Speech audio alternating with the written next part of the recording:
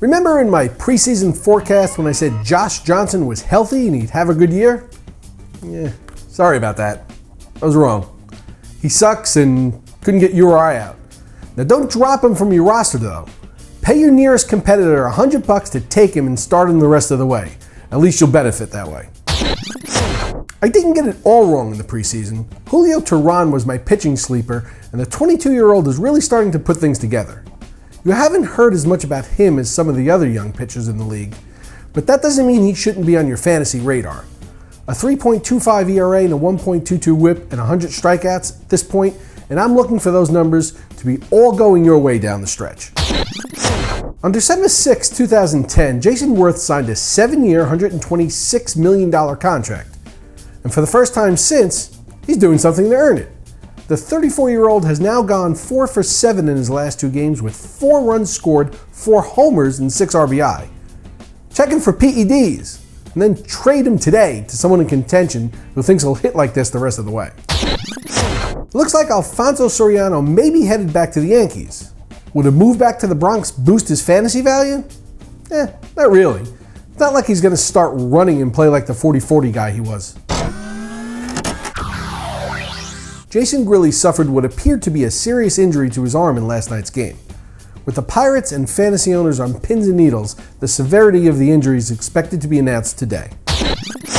Miguel Cabrera had to leave last night's game with a sore hip flexor. He's listed as day-to-day.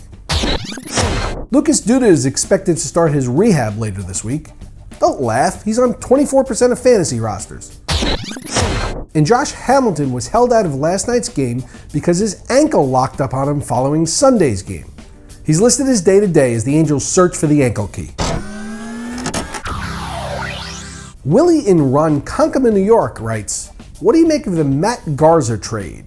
Good for fantasy owners or not?" Well, he'll have a better chance of getting some run support, so you could argue that the odds of him getting some wins increases.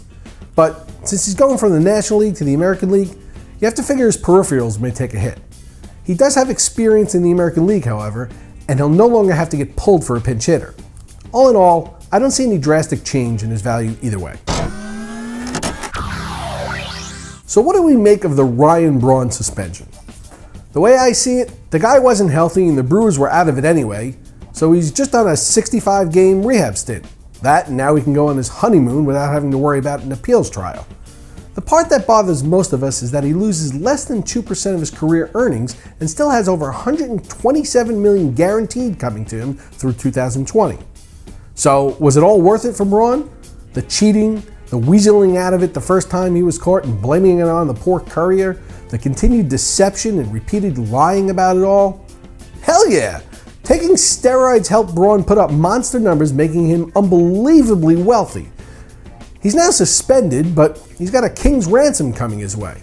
If you want to know what Ryan Braun's legacy is, check his bank account. Braun is laughing all the way to the bank today. For RotoExperts, I'm Mike Cardano.